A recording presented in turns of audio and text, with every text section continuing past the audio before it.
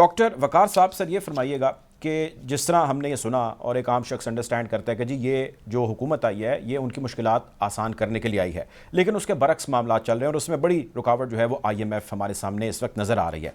अब इस सब असना के अंदर डॉलर देखें, स्टॉक मार्केट देखें, और इस सारी सूरत हाल के दौरान आज वज़ीर-ए-आज़म का खिताब और उनकी ख्वाहिश के मुल्क के अंदर सरमायाकारी होनी चाहिए, ये सारी चीज़ें कैसे मुमकिन होगी? ये ट्रेजेक्ट्री तो कुछ और बता रही है, ग्राउंड रियलिटीज़ कुछ और बता रही हैं और आने वाली प्रेडिक्शन जो है वो कुछ और है।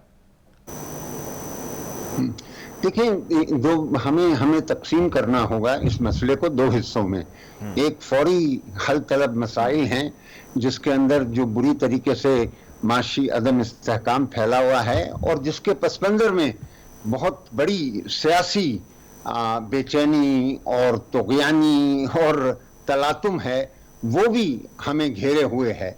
तो इस हुकूमत मैं देखें, यकीनन दो राय हो सकती हैं कि क्या हुकूमत ने अब तक वो काम किए हैं, उस रफ्तार से किए हैं और उस अहलियत के साथ किए हैं जिनका वादा हो रहा था या जिनका जो ज़रूरत थी या तकाजा थी, इस पे राय हो सकती है। लेकिन अब जो फौरी ज़रूरत की बात है वो यही है कि हमें एक इस्तेहकाम चाहिए मईशत का, और उसमें ये IMF का प्रोग्राम जो है कलीदी उसकी हैसियत है।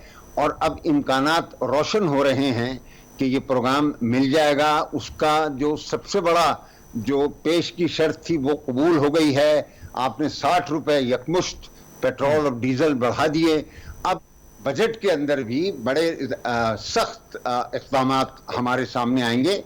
ये कोई रिलीफ का बजट या इन्वेस्टर फ्रेंडली बजट या इस तरह के जो हम नाम देते हैं बजट्स को, ऐसी कोई चीज नहीं होगा। ये बजट वो होगा जो IMF के साथ तय हुआ है, और जब IMF इस बात पे मुतमईन हो जाएगी कि हमारे साथ जो बात तय हुई उसके मुताबिक बजट दिया गया है, तो वो अपने बोर्ड के पास चली जाएगी। 2 जुलाई को आपको ट्रांच मिल जाएगी। अच्छा, अब ये किस तरह से फौरी तौर पर इस्तेहकाम की अलामत होगा, और वो बड़ी सादा सी बात है। अगर IMF से आपको ट्रांच मिल जाती है तो साथ ही वर्ल्ड बैंक और एशियन डेवलपमेंट बैंक से मिल जाएगी। आपके इस वक्त जो क्रेडिट डिफॉल्ट स्वैप जो रिस्क है आपका, वो कोई 12-15% के ऊपर पड़ा हुआ है, वो नीचे आ जाएगा। आपके लिए ये इम्कान पैदा हो जाएगा कि आप शायद बाहर से भी, इंटरनेशनल मार्केट से भी कर्जा ले सकें। लेकिन इस सब के पीछे जो एक खतरा मंडला रहा है वो सियासी अदम इस्तेहकाम है। वो मेरी नजर में उसका तय होना भी बहुत जरूरी है कि हम अगर इससे आगे देखना चाहें तो उसका इन्हिसार इसी पे होता है कि जनाब ये सियासत किस रुख करवट लेती है और ये मामलात कैसे तय होते हैं।